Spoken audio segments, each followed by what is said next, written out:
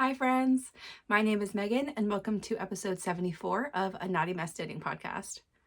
And our first episode of 2025.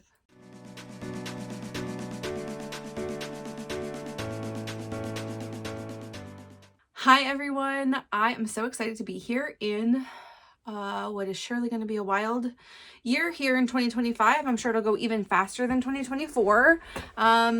It's January 2nd, so we are right in the new year. And I have some really fun things to share with you. 3 new finished objects, 1 whip, because that's all I worked on other than finishing these guys. No spinning, and stats and superlatives. So that's gonna be the main part of this episode. So I'm gonna probably go through the finished objects relatively quickly. For anyone who's new here, my name is Megan. I live in the Pacific Northwest with my husband Mike, our daughter Theo, our dog Winter, and my mom Cindy. If you're new here, welcome. I generally do like normal finished objects, whips, future plans, yarny things, acquisitions, that kind of stuff. I am a spinner. This episode is going to be focused a lot on recapping 2024. So I've got some really fun numbers to share. This is one of my favorite episodes to film and talk about. And then I am going to do a everything I knit video in a different way. It's a lot different than last year. It's going to be a lot shorter than last year, hopefully. And I'm actually going to put out a reel. Don't hold me to this, but I'm gonna try really hard to put out a reel today of all of my makes that are garments for me, which is a big enough thing that I didn't want to add anything else into it. So we'll see how that goes. That's just me putting on everything I knit for me this year. I think there's, like samples that fit me and other things I just don't have video of. So it's just the things that are in my house that I have, that I knit. Garments for me. Okay, so as always, let's start with what am I wearing. This is my finished Doppio. This is the 3rd Doppio I've knit. This is the 2nd one I've knit this year, and this is the 2nd one for me. So I did do a sample earlier this year in like the early fall, and this one I did as I knit along with my friend Ariel. She also was trying to get hers done by the end of the year. I won't tell you if she did or not. You have to watch her episodes. She's Ari Knits on YouTube. And here is my version though. So my first version is pink. It's a soft pink. It's really nice. And I did it with 2 fingerings and a suri. This one I did with 2, and those were like standard sort of sock fingerings. I think they're both Malabrigo sock. And then this is 2 strands of singles. So it's like a single ply Tosh Light from Madeline Tosh with their Shibui, in their Shibui collection. And then a pretty light mohair, silk mohair, which is also the Shibui Mad Tosh. So it's a different composition. It is a little bit different fabric wise. I don't have any kind of like mohair allergy, so this is still very warm and comfy to me. The gauge on my gauge on this is a little bit smaller than pattern. I think pattern is 15 stitches and I'm at like 16 and a half in 4 inches. So I actually have a little less ease than recommended, like than the size I was knitting. One of the reasons I knit size 4 is because I only had 2 skeins of each of the singles. They were 420 yards each for 100 grams. And I had enough of the mohair though. So I figured going down a size would be helpful. I also really like the fit of my pink one, but I wanted something a little bit more fitted, a little bit smaller, and I was okay with this one being a little more cropped. My pink one fits like right to mid hip. So I'm going to stand up, we can look at it, and then I will tell you measurements, etc. in a second. Sometimes I move the camera so you can see my head, but not today, folks, because I got some other stuff happening in my office. It's a little chaos. So here it is. It's definitely cropped. It's hitting me like my belly button is here. So right at my belly button. I am wearing like really high-waisted pants, and I wear high-waisted leggings a lot. So like this is fine for me. I don't really mind it. But it is a little, it's definitely fitted around my chest. The arms are nice though, and I just did those to pattern. They end up being a little bit longer, like pre-cuff than I had thought when I tried it on, and I was like, I could have made them a little bit smaller to give myself like an extra row or 2, but I used to the very end of this yarn because I did weigh my skeins while I was doing some straight rows. I made an estimation to make sure I had at least 8 or 9 rows to match like the 10 I did in the cuff, and a bind off. And so I like weighed between rows, so I knew about how much, so I had enough for the bind off also, which ended up being totally fine. It looks great. It fits great. I could have also saved some yarn by not doing a folded collar, but I really love the folded collar on this. It's one of my favorite parts. I love the raglan line, how that sits. And this one, more than my pink one, is really truly sitting like right. My armpit is a little bit higher than this, but it is really like traveling right along the line of my shoulder, which is really nice. And it's fun. It's super marly compared to my pink one, which just really looks pink. So I love it. I'm very pleased. I think it turned out great. It's very cozy and comfy. So there it is. I had a great time knitting this one. I love this pattern. I would definitely always recommend it to anyone who wants to knit a sweater, like no matter how long you've been knitting sweaters. I think it's pretty approachable. I think the fit is great. I know there are some people that like, I mean, maybe they just don't like, you know, like as high of a collar or other things, but I just like, I don't know. I think it's like so flattering on me. So it's one that I would make 100 Doppios. I seriously would. I don't know that I need 100 Doppios. So, I mean, I could see 1 or 2 more in my future, but there's so many other patterns out there, and I like to spread the love and have some other things. But like, I would not hate like a totally monochrome Doppio. Like that sounds boring, but like a black one with fuzzy, or like with shimmer yarn and fuzzy would be so nice. Like that would be a reason to make another one. I don't know. There's no plans in my future for another one right now. I was knitting a size 4, which is 46-inch bust. I used 6mm needles, which is what is recommended, except for the ribbing, which is 4.5 millimeters. I used around 2,700 yards of yarn, a little bit over that. I used about 900 for both of the fingerings, which is the whole, I mean, I had like 2 skeins and they both had like a little bit of overage, and then the same for the mohair. And then okay, so I knit a size 4. Should have been 46 inches. Again, my gauge was off a little bit, so I'm actually at 43 inches in my full bust. So I have 3 inches of negative ease, but I just don't feel, I feel like when that was it just laying flat on the ground, and I just feel like when it's on, it like relaxes so much more. So anyway, around that, but my length from my underarm to hem is 10.5 inches, which is actually very close to pattern. That just feels really short to me.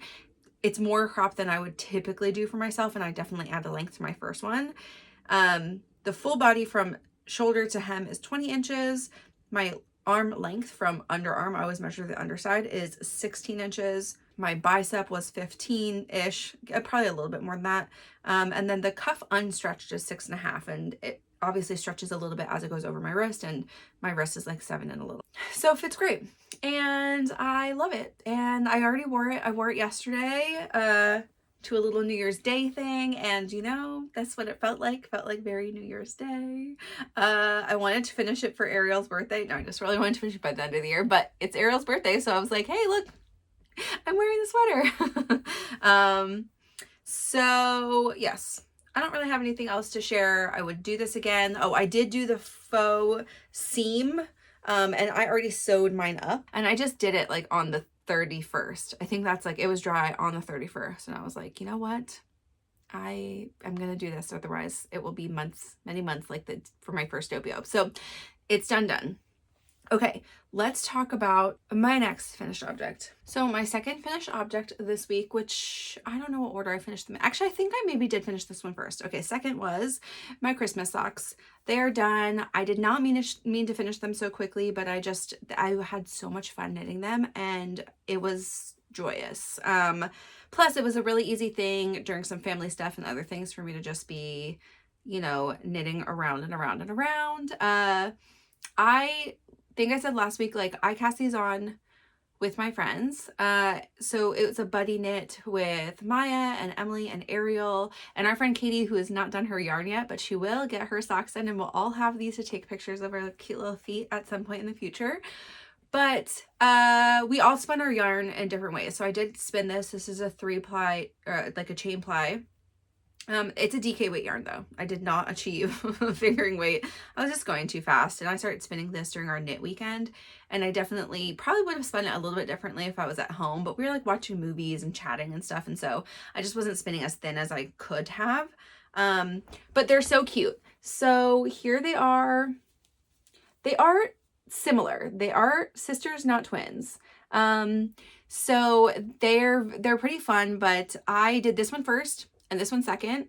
And this must be the beginning of my spin, and it's a little bit thicker than this cuff. And I can tell because also I was like pretty like they're not the same, but like they're following pretty like close along through the heel and everything until you get here, and I hit the cuff, and this first part of the repeat went so fast, and it's just because the yarn is a little bit thicker, which is fine. I do have a little bit of yarn left over. Actually, it's just like one full repeat of color and a little bit and like a tiny bit. So that's it. They're done and dusted. Again, I used the standard DK sock toe up version from Carlie Perrins. It's a pattern that you can get for free if you sign up for her newsletter, but also it's available on Ravelry. They are just a stockinette sock. It's great for any yarn, but it's really great for a self-striping. That was pretty easy. I decided not to do any contrast yarns, so this is truly just my handspun all the way throughout. This is a mulberry silk and Polwarth blend, and so they are, you know, they'll stand up for wear, but I'm also probably gonna just wear these in slippers at home. They fit pretty nicely. They fit really nicely actually. They're just like, they're not super tight on my foot. I did do the size 3, which should be for a women's like up to a 9.5. I'm a 9.5. I tend to usually be at the top of the range for whatever the size is, because I don't, and you can always go like up a size, but I don't prefer a really loose sock. I would prefer it to be a little bit tighter. So here they are. Hand spun, hand knit Christmas socks. And so I'll be really excited to wear these more next Christmas season too. I'll definitely wear them while it's cold enough outside and I can stand to have DK weight socks on my feet. Sometimes I just throw them on for a little bit to like warm up, and then I'll go to a thinner sock. But yeah, I really love them. They're so nice. Okay, my last finished object, and the last finished object of 2024, is my Alchemy Pullover. I finished it, everybody. This is the back, so you can see the details. I will not try it on. I'm actually just gonna wear it next week. So we can talk more about the fit next week. The test knit is due in like a week or 2, maybe 3 weeks. So I'm going to get my notes in hopefully like tomorrow and be done. I did already weigh the yarn and everything, so I can give you the information. I just haven't filled out my form.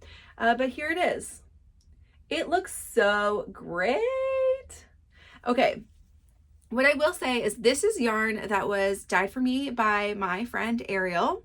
Ari Knits. We talk about each other on our podcast a lot. If you have not checked out her podcast, she's the sweetest and very also prolific knitter. She dyed this yarn for me because she's the best. And this was like a yarn that was like a very, like, it was like a straw color, it was called Mummy, guys. This is like obviously not a color I should be putting next to my face. I told her to pick any jewel tone and she dyed it. And when she dyed it, she noticed, I told you this already, that one of the skeins looked very green. I ended up having to use all of the skeins. I had like 2/3 of a like total of 100 grams left over out of 2 balls or so. And so I would have had to break into all of them anyway. And they were all a little bit overweight and everything, but I still needed them. And I think you can't tell that much. When it was drying, I thought it was really obvious, but I just don't feel like it's that obvious, like when it's moving or when it's on. But you can kind of see there's like a line right here where I helically knit with that greener skein. And one of the other skeins was a little bit greener too, and that's in the sleeve. And I really don't think you can see that one. The skein I was also working with that was not greener, but was still really teal, was like the darkest skein. So that's also a little bit of what you can see in the line. I don't think it's that obvious. You know me, I don't care. Gonna wear it anyway. I will say, we'll see this when I try it on, but I do still feel like the sleeves sit a tiny bit weird. I tried it on, I finished it at knit night this week on Monday, and we were at Katie's house, and I like put it on, and I was like, what do you think? And because I had mentioned on the podcast last week, like Sylvan was like, oh yeah, those arms are a little bit weird. And I now have noticed on a couple of people's pictures, other testers, it's just pulling forward a little bit just because of knitting straight and then doing a rapid decrease is just everybody's sleeves are tugging forward just a tiny bit. Listen, she's a new designer. This was the choice for design. I don't think I would do that again on a sleeve, even though that detail is kind of cute. I don't think it wears the best, which is what it is. And I will keep it like this for the test it. If it really bugs me when I'm wearing it, like I feel like it's twisted and I'm annoyed, I may possibly reknit the sleeves, but it would be a really long time from now because your girl just doesn't have that kind of patience. Anyway, I will wear this next week. Details on this. Next week, I'll share the final yardage measurements, all that kind of stuff when I put it on so you can kind of see it all together. But yeah, so it's done. And that was my last of 2024, which is very exciting. Let's go right into whips because as soon as we're done whips, we're going to move into the fun stuff. And I'm only showing you one this week because this is the only other thing I worked on, and this is my stripes. And it's the only thing I worked on because we were finishing Lord of the Rings. I finished the book, the third book, maybe the second and the third, because I don't think I had done finished the second one. We watched the movies, the second and the third movie, extended edition. That is a lot of movies. So I got a lot of knitting done.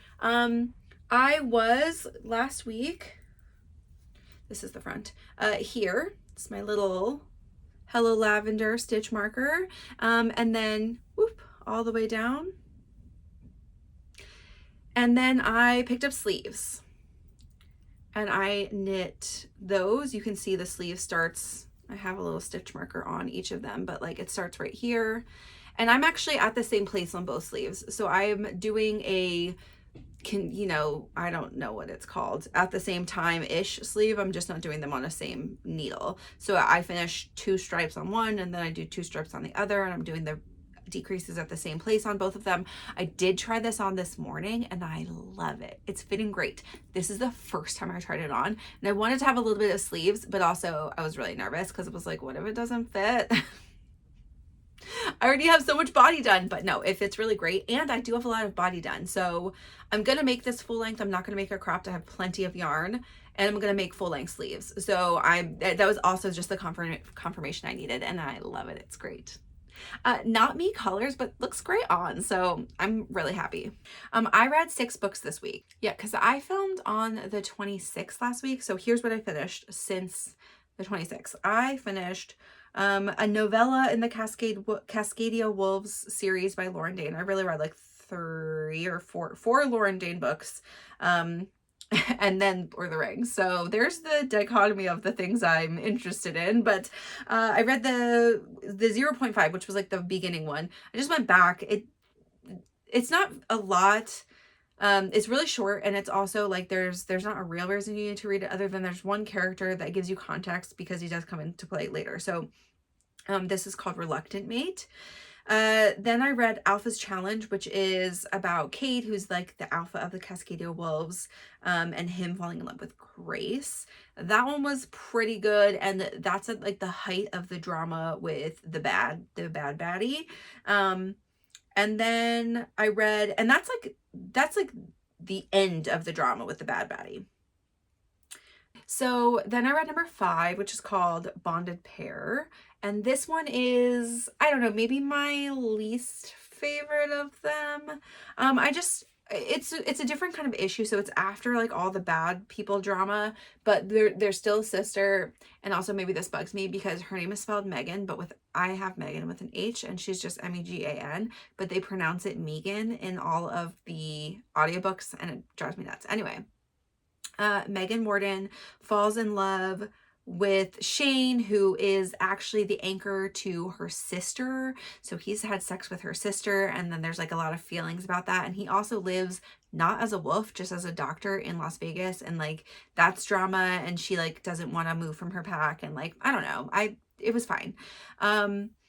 The 6th book though is called Twice Bitten, and this is weird because this is like 5 years later after like the main stories, and it is actually about a wolf who's in the Pacific pack, but he gets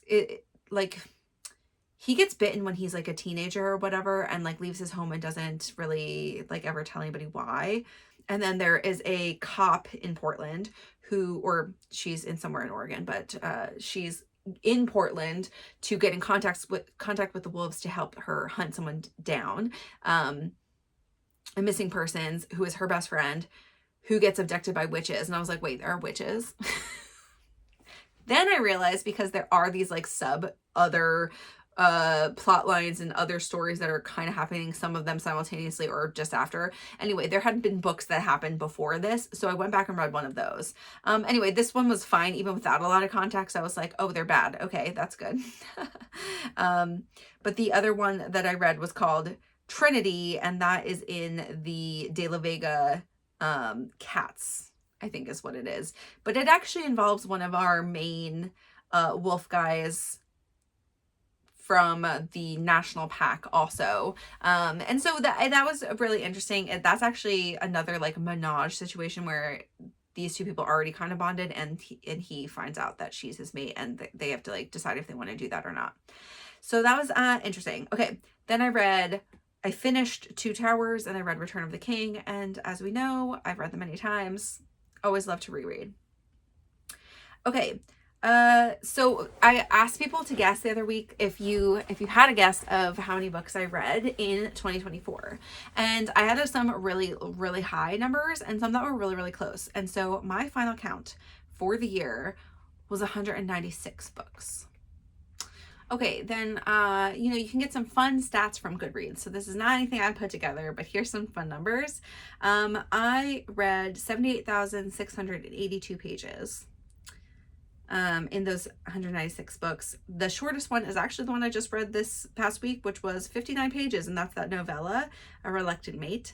The longest book was 1,011 pages, and that is Lord of Chaos, which is number 06 of Wheel of Time. So that was right in the middle of the year for me. The average length of a book I read was about 401 pages. My most shelved book, like by other people, is Fellowship of the Ring. The least shelved was A Very Irish Christmas, which also one of my least favorite books from this year, so that's not surprising.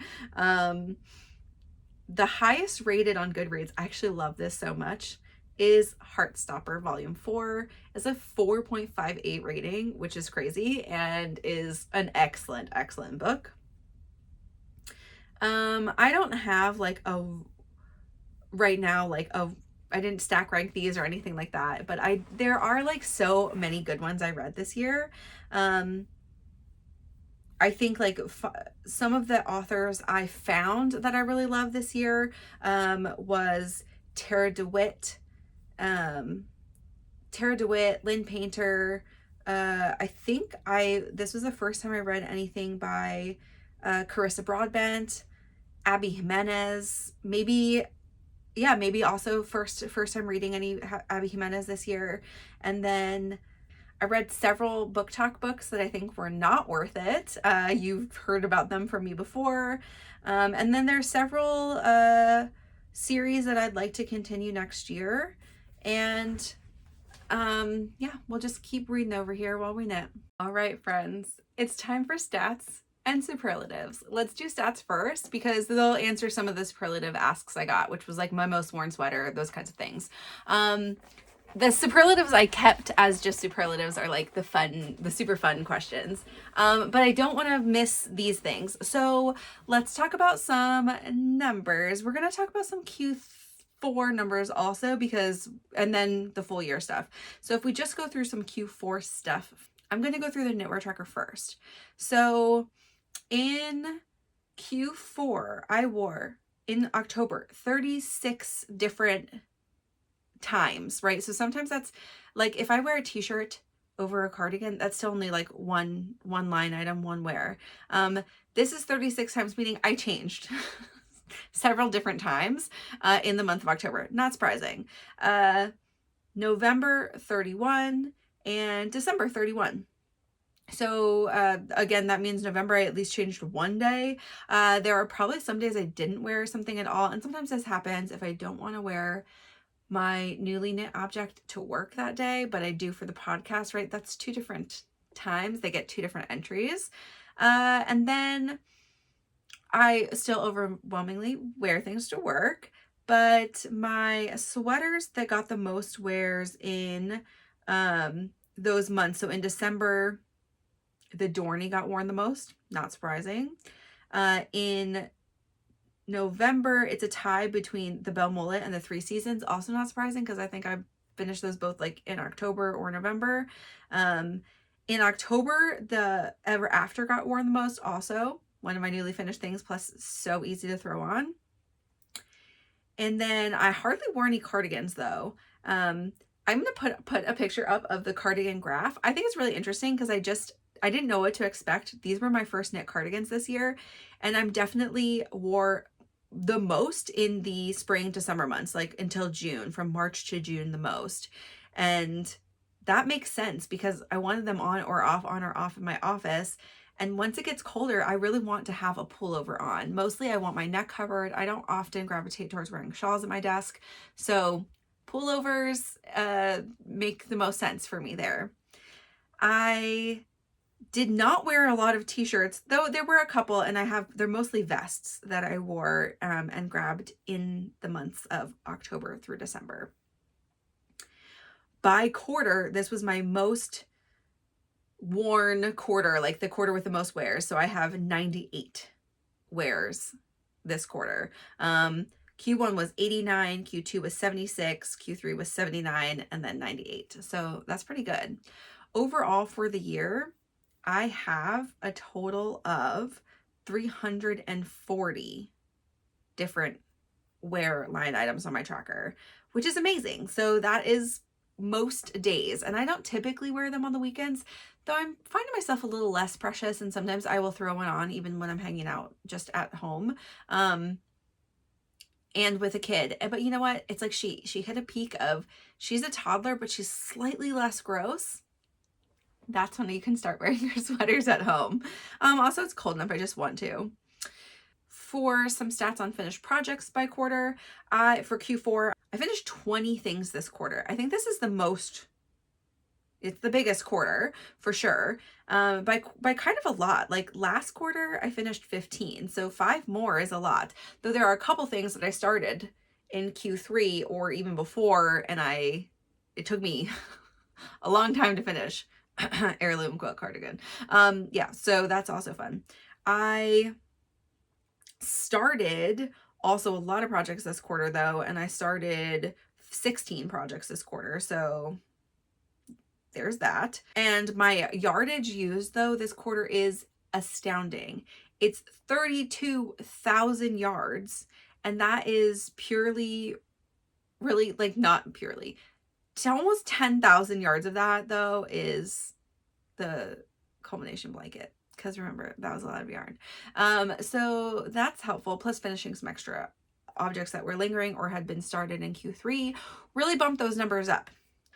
Okay, but if we go to the yarn library tracker, it was also a lot of yarn in this quarter, so there's that. Actually, just about the same amount of yarn in as out, but there were some other months and quarters this year where that was definitely not what was happening.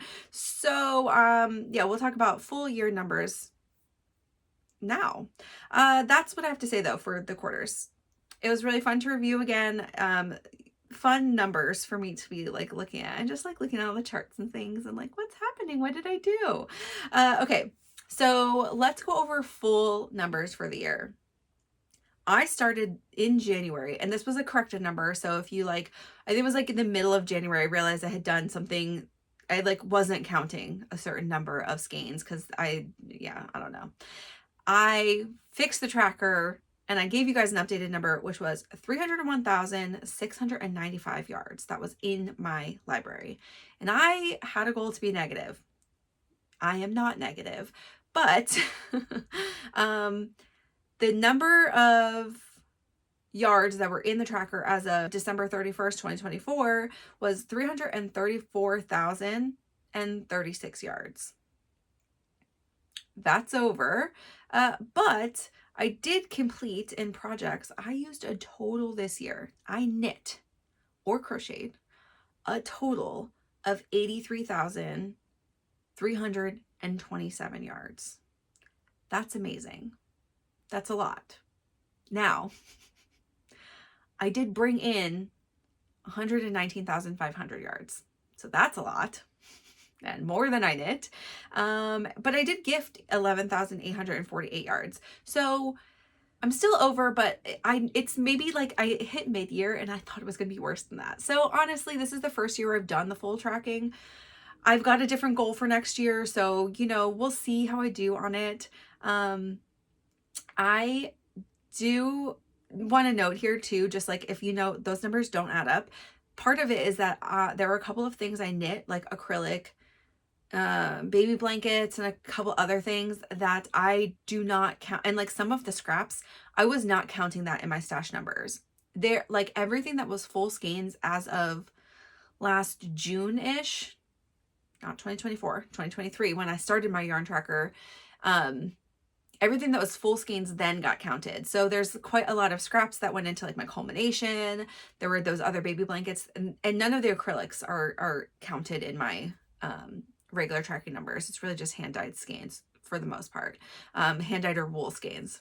So that's why those numbers don't add up, but what I knit is accurate. So if I knit more of like these yarn skeins here, also I did a handspun project. I didn't count that because I created that yarn, and I guess I could have, but I have not been putting those in the yarn library tracker the same way.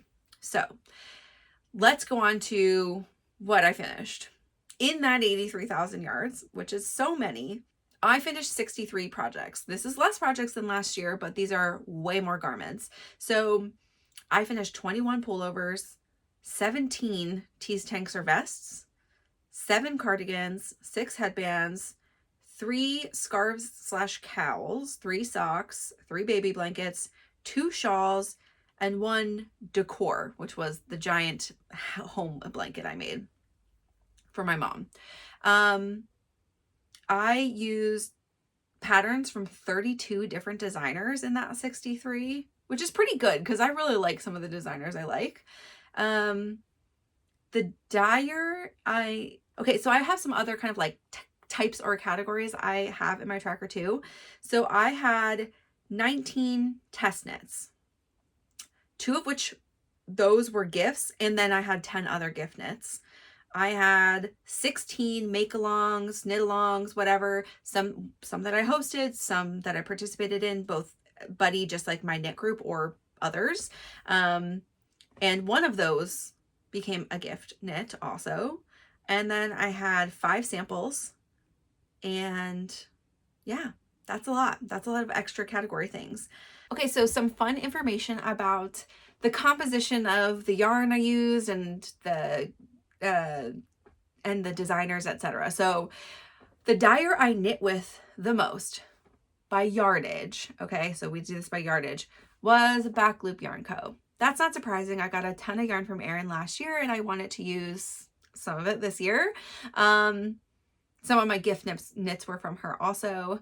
And then the dyer I purchased the most from, though, by yardage, was Explore Knits and Fibers. If you watch my podcast, you should not be surprised by that. I don't have the number for it. I guess I could go find it. But anyway, it was a lot. We went to see them at 2 pop-ups intentionally, and I did orders for most of her pre-orders last year. My most worn sweater that I made in 2024 was my Ever After. It's so wearable. I love it. It's a great, great sweater.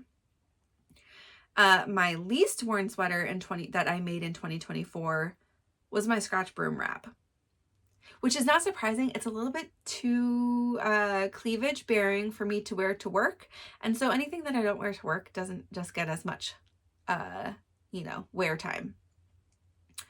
My most worn cardigan that I made in 2024 was my Calm Down cardigan. Not surprising. I wore that a ton in my office and out. My least worn cardigan that I made in 2024 is my Heirloom Quilt cardigan, which is not fair because it's only been done a week, but that's what the numbers tell me. And I've worn it twice already, so it's got a good track record so far. My most worn tee that I made in 2024 was my Skyline tee by Tori Yu. Also not surprising, I love this t-shirt. It's so cute. And like it's just so easy to throw on. My least worn tee that I made in tee or tank, this is also that whole category is tees and tanks, that I made in 2024 is my Tulsa tank. And that's also not surprising because that color is really loud. So I find myself like, I didn't grab it as much this year, or as much in 2024, but I definitely think I will wear it more next summer. My quickest to knit garment was my Tulsa tank. And the longest time on my needles for a garment was actually my Calm Down cardigan. Not my heirloom quilt cardigan, even though that took me a really long time. I had started my Calm Down cardigan way back in 2023 and brought it into the year, and it still took a while to finish. Let's just go over a couple things just for us to know also going into 2025. So for yarn in my yarn library, I still have the most yarn yards by Dyer. We'll do yards, not weight. I do have both in grams and in yardage, but I think the yards probably tell more of the story. So yeah, okay, so the most yards available to me by Dyer, still in my yarn library. I have the most Explore Knits and Fibers now, with about 10% of my whole inventory that's inventoried. 6% is Malabrigo, about 6% is Backloop, 4.5% is Cascade, and then there's a lot of really close, like tons of really, really close, like 1% to 3%ers. I have a really good variety of stash here. It's just, I haven't gotten to a lot of them yet. So, okay, but let's deep dive for a second into yards used this year just by dyers. So we can talk about this for one more minute because I think it's really interesting. I do have a lot of different dyers available to me, but I knit with like 36 different dyers-ish, plus a couple because I don't know that I caught everybody from the blanket in here correctly yet. And like that doesn't include like Big Twist and some of the acrylics, right, too. So even more if you count some of those. So yeah, 36 or so different dyers in my 63 projects. I think that's pretty good. Considering some of my projects are just a single yarn or from a single dyer, all of it. So that's fun. There's some numbers for you. Okay, time for superlatives. This is mostly suggestions from you on superlatives, things you wanted to know. Some of them I covered with most used dyer, that kind of thing. But I have some fun categories. I'm kind of gonna do them in semi-order. If I'm talking about a knit, I'll try to pop a picture up, but I cannot guarantee I'm gonna do that for all of them. So we'll just see how it goes. Editor Megan is either gonna really love this or hate it. So, so we're gonna start with some, I think, yarn things first, then we'll do patterns, and then we'll do knits. Best superwash yarn. I think to me it was Witchfire Fibers DK. I actually don't have it. This was part of the sample, but I made this sheep camp and working with that yarn was so soft and luxurious, and it's just a superwash yarn. Loved it. It was awesome.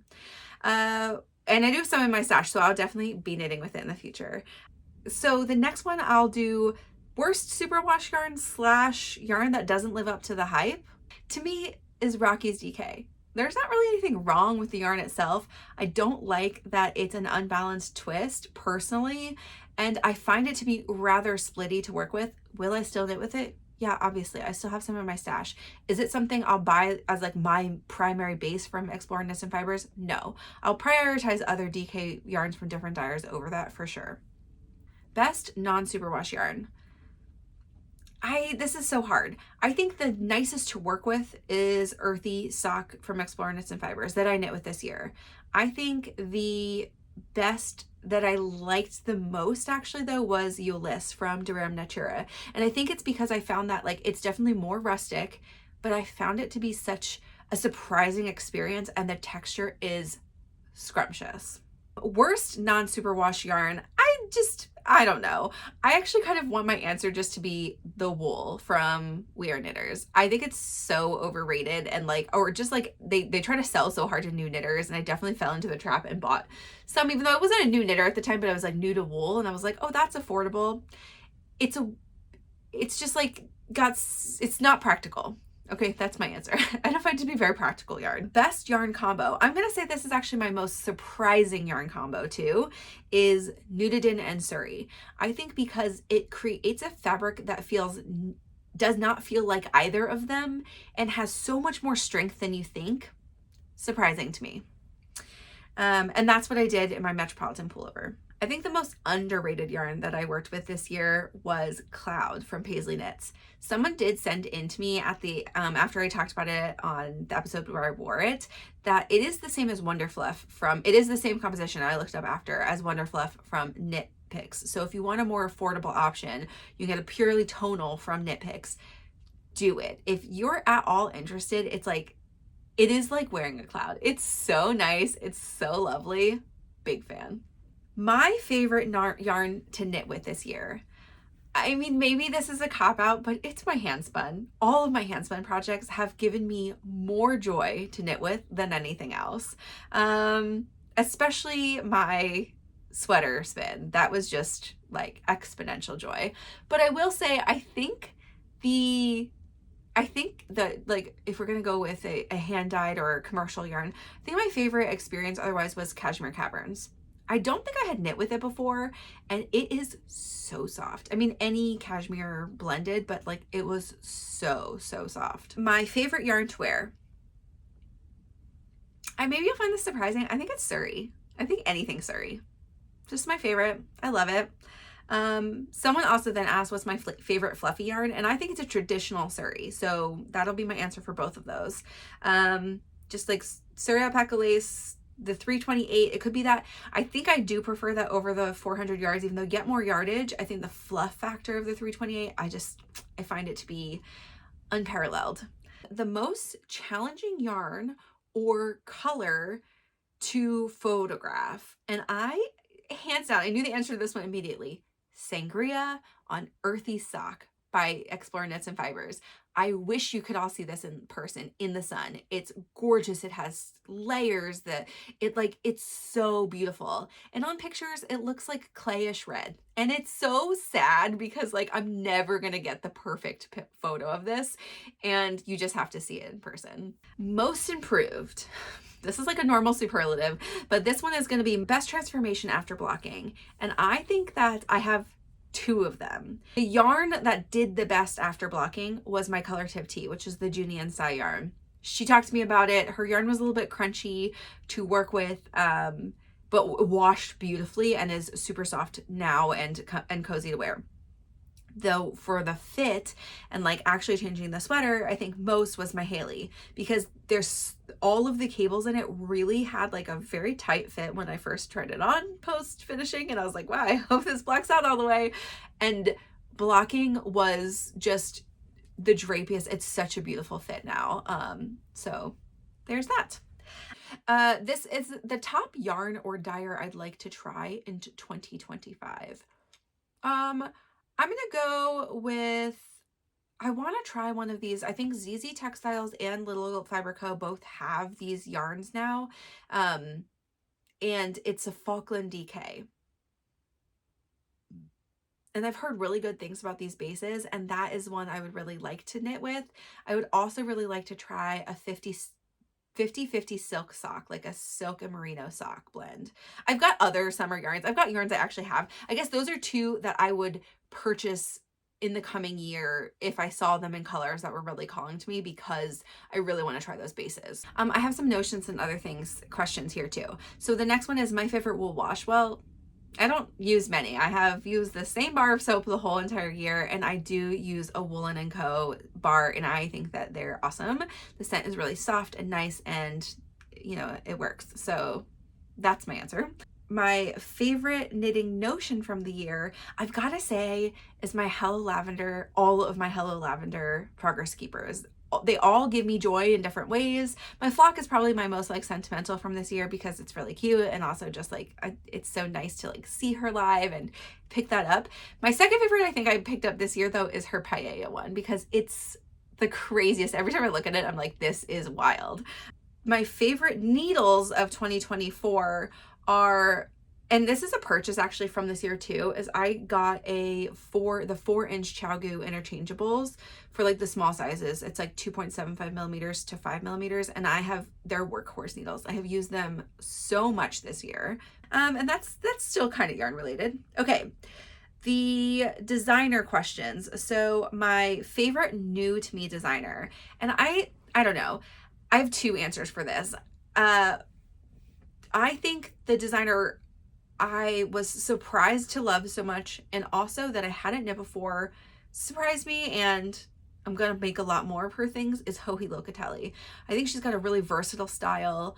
I think she's got so many different kinds of garments to make, like just so many, that I really, yeah, she's my pick for this year. And the first one I made from her was the Instant Crush. I also made the Elton from her as a sample.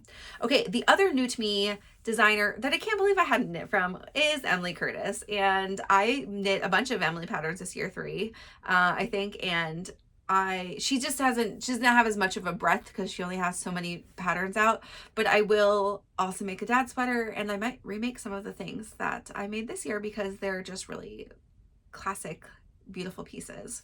My most used designer for garments though, and I'm really just doing garment stuff here. I have also made some shawls and other things, but I didn't put them in any superlatives. But the most used designer just for garments was Rebecca Clow, the Crayabea. I had six garments that were the Crayabea this year.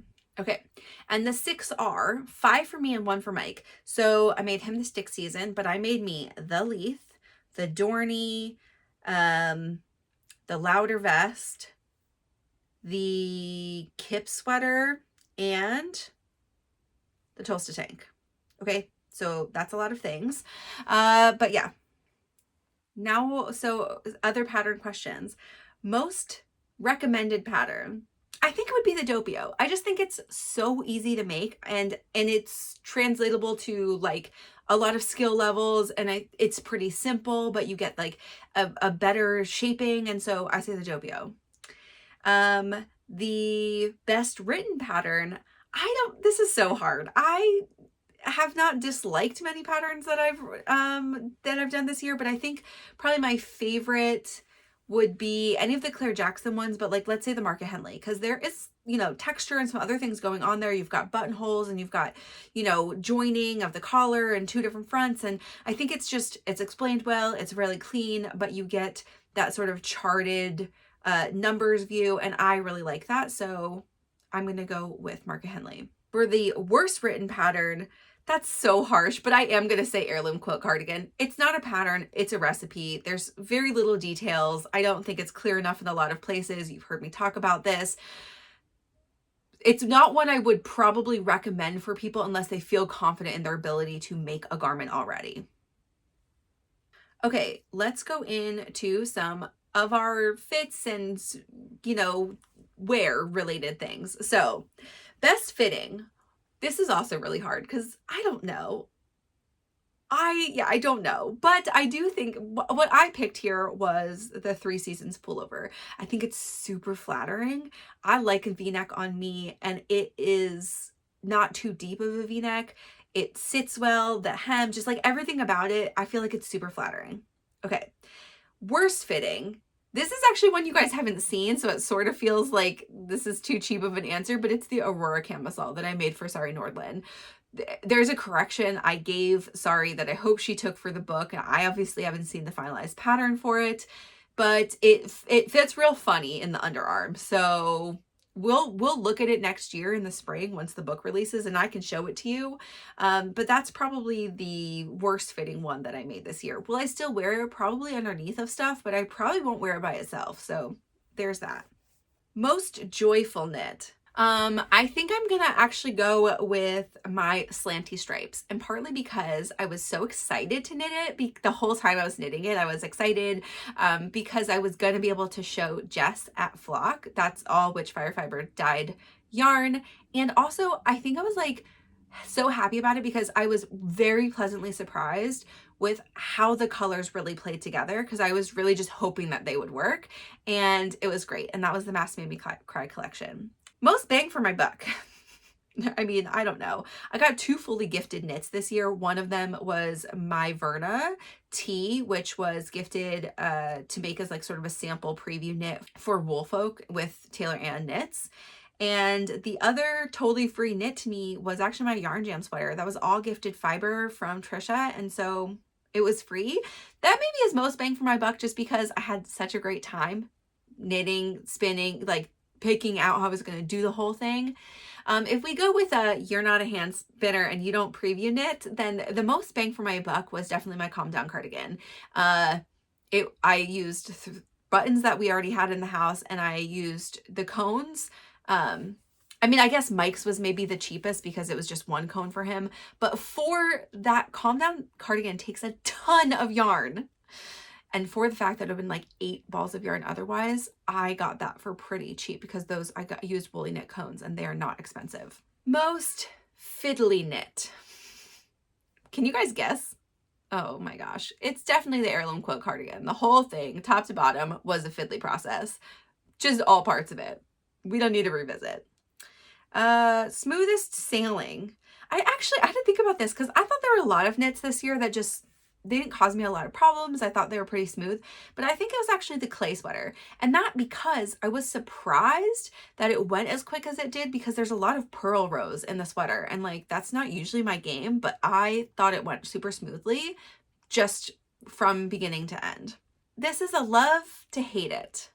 So this is a sweater that I just kind of find totally impractical and I sort of hate it, but also like, that's okay. And I'm fine with hating it. And that's actually my Sweet Shop Chunky sweater. It's a cardigan. It's made out of the wool, which I think is a totally useless yarn. It's going to pill like crazy. I only wear it on really cold days in my office, but it also is really cozy. So, I mean, I guess there's that. And it's not a good color on me.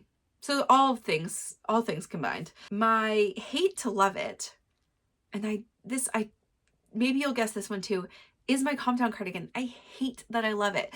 I don't think I'll make another one, but I would recommend people to make it, even though it's such a slog. It's a slog. Those sleeves are ginormous. And I thought that I would not like to wear it as much because like the sleeves are so big, but like it's so cute. So what are you gonna do? Most likely to wear to work. I mean, I wear all my sweaters to work, but I think probably the one I've been grabbing or like wanting to grab most is my Belle Mullet because it's really flattering from here up. The color makes me look like cheery and not very sickly and dead in my like weird overhead like office. So that's good. And it looks kind of impressive, you know, like from here up. I mean, the fit is really great on that too, but yeah, the Belle Mullet. The most likely to wear to knit night is whatever I've just finished. That's a cop-out answer, but that is my answer. Whatever I've most finished most recently, that's what I'm wearing to knit night. My most likely to wear on a date night currently is my Scotch Broom wrap. I mean, I've only worn it a couple times this year, so that's how many dates we've gone on, but also we didn't go on that many dates in the dead of summer, so like that's the thing. But it definitely gives me the most like, you know, hot mama kind of vibes. So that's it. My most enjoyable to knit. This is really hard. There's so many, but I actually, and I have a really close but slightly different question next, but I think the most enjoyable to knit for me was the wood anemone. I really like to knit lace. I like to knit with Surrey. The whole thing was like really enjoyable and it went really quickly. My favorite knitting experience though is a different answer, and it is the Elton.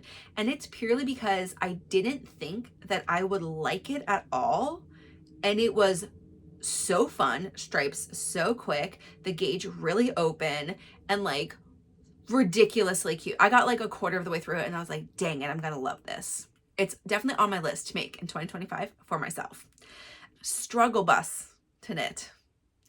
I actually, yeah, heirloom quilt cardigan. But no, my answer for this one is the Daydreamer. That to me felt like the slog that would never end.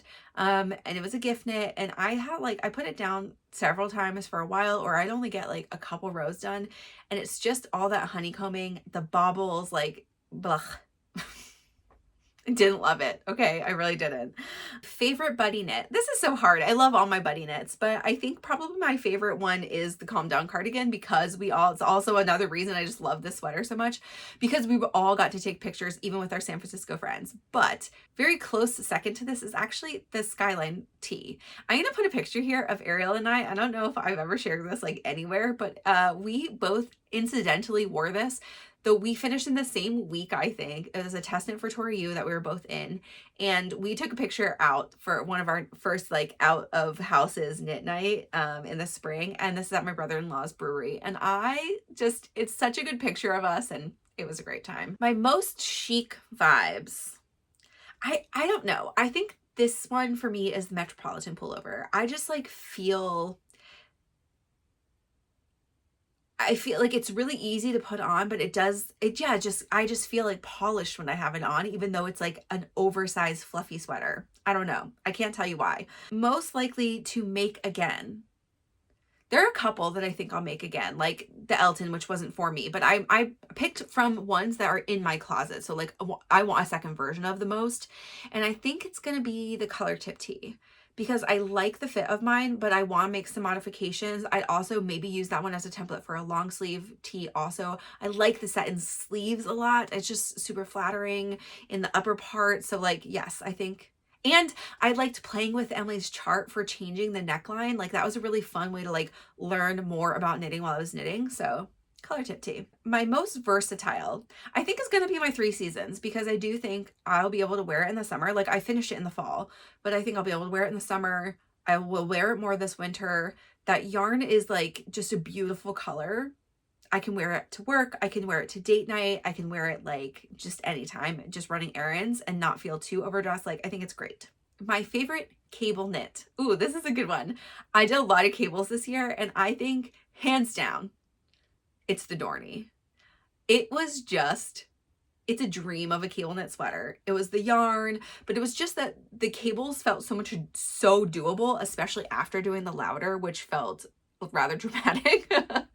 But like it just, yeah, it flew by. The knit I feel the most precious about. This probably won't surprise you because it was my least worn knit sweater or whatever of 2024 is my Scotch broom wrap.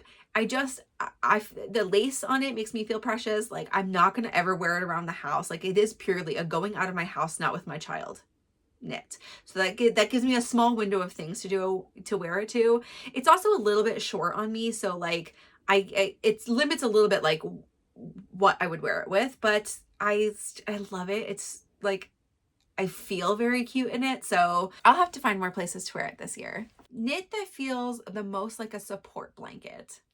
This might surprise you, but I think it's my instant crush. I grab that one on days where I just need a warm hug because it's a Surrey held double knit and that's what it is, a warm hug. The knit I reach for the most, that is actually my Ever After. I guess for sweaters, it's my Ever After. From things I made this year too. Like, let's be specific. This is still only things I made this year. Is my Ever After for a sweater, but for a t-shirt is my Skyline tee. Those are my 2 most worn. I really do gravitate towards them. They're so easy to put on. The colors are good on me. They're probably not my best colors of anything I've knit this year, but they're just like really, like I always, no matter how I'm feeling that day, I feel like they pick me up a little bit, but they're not like fussy. Most memorable knit. I think that the award for this is gonna be the heirloom quilt cardigan because I'm just never gonna forget the drama of that process. And also just I hate that when I put it on the first time I was like, oh my goodness, I love this. So there's that. The yarn or knit I miss having on my needles the most is actually my tessellated vest. I wasn't very fast at knitting that. It's not like it flew by, but I just really loved having it on my needles. Like it was so enjoyable to see those colors play together, to have the different textures. Like I felt like it was one that if I could have just like knit a big long tube of that combination, I would because it's just so beautiful. The knit I'm most proud of this year is obviously going to be my DRK Everyday. there are no words. I just love it so much. It's being able to make a yarn that I could make into a sweater that's relatively consistent. It's probably this one is not a question, but it is probably the one I worried the most mid-process. I don't know if I told you guys this, like I got through the yoke and a little bit and I was like, ooh, I hate it. I don't think I'm gonna like this. Like, I'm definitely not gonna like wearing this. Then I got like down to the split for sleeves and I tried it on for the first time and I was like, oh, just kidding. I love it so much. And it's just, sometimes you have those maker moments where you're like, oh, what am I doing? I'm really glad that I made it and that I have it and that I want to make more because I want more handspun sweaters and it was just such a fun experience.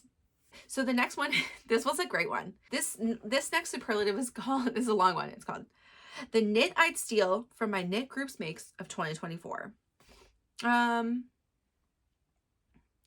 This is also hard.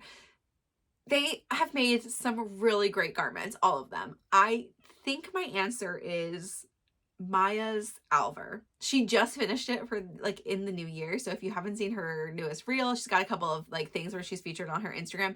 It's gorgeous. And I think part of the reason I envy it so much and really want it is not necessarily the color or anything, but it's a woolen spun sweater and like feeling that knit, it feels amazing. And it's something I'd really like to do one day, maybe even to just match her and Emily, not in the same color, but like in that combo, like making a woolen spun yarn of my own in that pattern.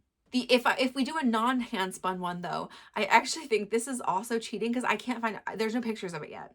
But Sylvan just finished a test knit for Hoey Locatelli that is like mixed brioche and different colors cardigan that when it goes live, you guys are going to drop, your jaws will drop. I also told someone I can't even think of a combo that I would like more than this. I don't think.